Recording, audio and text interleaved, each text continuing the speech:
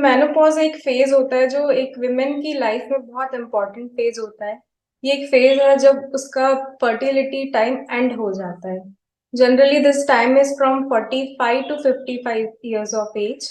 और इस फेज के टाइम काफी सारे चेंजेस आते हैं, जैसे कि हॉर्मोन्स में चेंजेस होते हैं मोस्ट इम्पॉर्टेंटली। और इसमें होते हैं ईस्ट्रोजन और प्रोजेस्टेरॉन के लेवल्स कम हो जाते हैं। पीरियड्स के बाद काफी सारी बॉडीली चेंजेस हो रहे हैं। बोन्स वीक हो रही है, हार्ट डिसीजेस के रिस्क बढ़ रहे हैं, डायबिटीज का रिस्क बढ़ रहा है, वेट गेन एक बहुत कॉमन सिम्टम होता है। तो हाँ जी, ये बिल्कुल जरूरी है कि इन सबको मैनेज करने के लिए प्रॉपर डाइट, डाइट के साथ साथ एक प्रॉपर लाइफस्टाइल, एक प्रॉपर रूटीन होना बहुत जरूरी है। हर व्यक्ति को एक पर्टिकुलर किस्म की डाइट सूट हो, ये बिल्कुल भी जरूरी नहीं होता। हर व्यक्ति के लिए एक स्पेशल डाइट, लाइक अपने हेल्थ प्रोफेशनल के पास जाएं, उनसे अपनी स्पेशल डाइट डिजाइन करवाएं, जैसे कि आपकी हेल्थ इश्यूज क्या हैं, आपके सिम्टम्स क्या है, आप क्या टारगेट चाहते हैं, इन सब चीजों पे, आपका मेटाबॉलिज्म कैसा है, इन सब चीजों पे आपकी डाइट डिपेंड होती है। एक पर्टिकुलर डाइट हर किसी को सूट हो, ये बिल्कुल भी जरूरी नहीं होता। सबसे पहले तो कैल्शियम कैल्शियम का ध्यान रखिए। अपने डाइट में कैल्शियम रिच सोर्सेज इंक्लूड करिए। एम करिए कि आप 1200 mg कैल्शियम अपने फूड सोर्सेज से जरूर लें। अब कैल्शियम रिच सोर्सेज जैसे कि मिल्क एंड मिल्क प्रोडक्ट्स हो गए, आपकी वेजिटेबल में ब्रोकली हो गया, आपके फ्रूट में सीताफल, कस्टर्ड एप्पल हो गया, लेग्यूम्स है, ग्रेन्स में रागी आता है, ये सब आप अपने डाइट में इंक्लूड करिए। दिन में कम से कम 3 बार आप आयरन रिच सोर्सेज लें, जैसे कि हरे पत्तेदार सब्जियां हो गया, नट्स होते हैं आजकल मार्केट में इजीली, सीड्स अवेलेबल है काफी सारे, जैसे पंपकिन सीड्स हैं, चिया सीड्स है, हलीम सीड्स है, बिल्कुल बहुत आयरन रिच होता है। ये सब सीड्स अपने डाइट में इंक्लूड करें। और मेनोपॉज के टाइम में हाई फाइबर डाइट बहुत ज्यादा कारगर होती है। तो वो आप अपने खाने में 1 से 1.5 कटोरी फल, 2 कप वेजिटेबल्स का टारगेट जरूर रखें। और जैसे कि प्रोटीन है, तो प्रोटीन हमें बढ़ाना होता है मेनोपॉज के टाइम। तो tofu, paneer, lean meat, fish, red meat हमें अवॉइड करना चाहिए। वेजिटेरियंस के लिए पनीर, टोफू, दालें होती हैं, पल्सेस, चिकपी, रागी भी एक रिच सोर्स ऑफ प्रोटीन है। ये अपने मील्स में जरूर इंक्लूड करें। और ट्राई करें कि आपके हर मील में एक रिच सोर्स ऑफ प्रोटीन हो, चाहे वो ब्रेकफास्ट ही क्यों ना हो, चाहे वो आपका मिड डे या स्नैक ही क्यों ना हो, एक प्रोटीन रिच सोर्स आप इंक्लूड करेंगे तो आपका प्रोटीन कंप्लीट करने में आपको बहुत मदद होगी। तो ये आपका टारगेट रखें। और पानी पीने में बिल्कुल भी कमी ना करें। 2.5 से 3 लीटर पानी जरूर पिए, क्योंकि पानी आपके हेल्दी मेटाबॉलिज्म को सपोर्ट करता है। और मील्स आप बिल्कुल टाइमली लीजिए, आपका एक रूटीन बनाइए, ये आपके लिए बहुत जरूरी होता है। यदि आप ओवरवेट हैं तो पोर्शन साइज का ध्यान रखें। फैट और कार्बोहाइड्रेट्स कम लें, रिफाइंड कार्ब्स कम लें। फैट में जैसे सैचुरेटेड फैट जो मिल्क प्रोडक्ट्स में मिलते हैं, फुल फैट मिल्क में, घी में आपके, तो वो आपको अवॉइड करना, नहीं करना है कंप्लीटली, आप उनको कम मात्रा में लीजिए।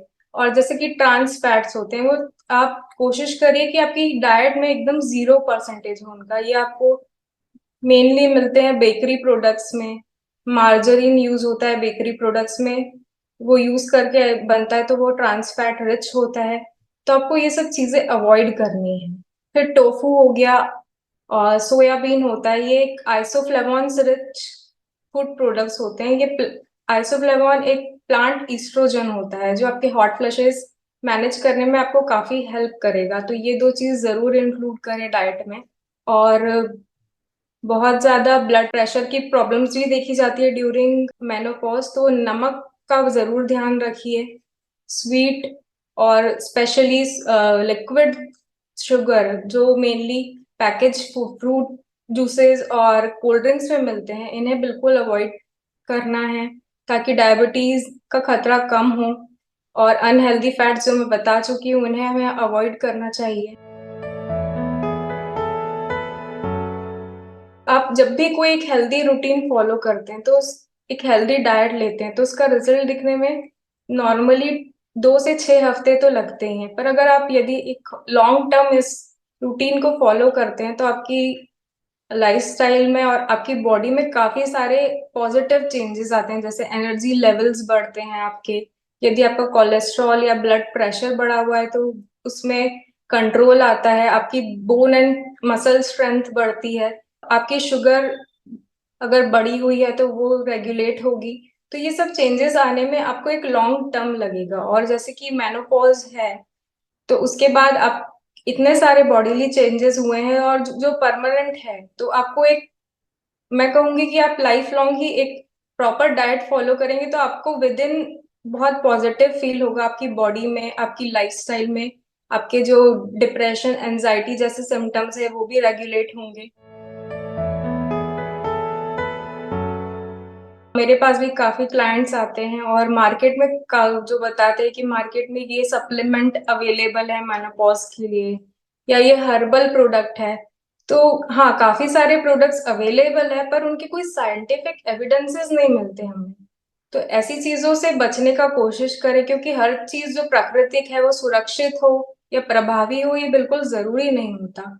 तो आप नेचुरल और एक हेल्दी तरीका अपनाएं, ये सबसे ज्यादा जरूरी है। फिर खाने पीने की चीजों में जैसे मैंने बताया है कि आपको अनहेल्दी फैट्स, ज्यादा नमक में पका हुआ खाना, या आप चार बॉइल्ड फूड रहता है, इन सब में नाइट्रेट्स की मात्रा ज्यादा होती है, इनसे कैंसर का खतरा भी बढ़ सकता है, तो इन्हें भी कंप्लीटली अवॉइड करें।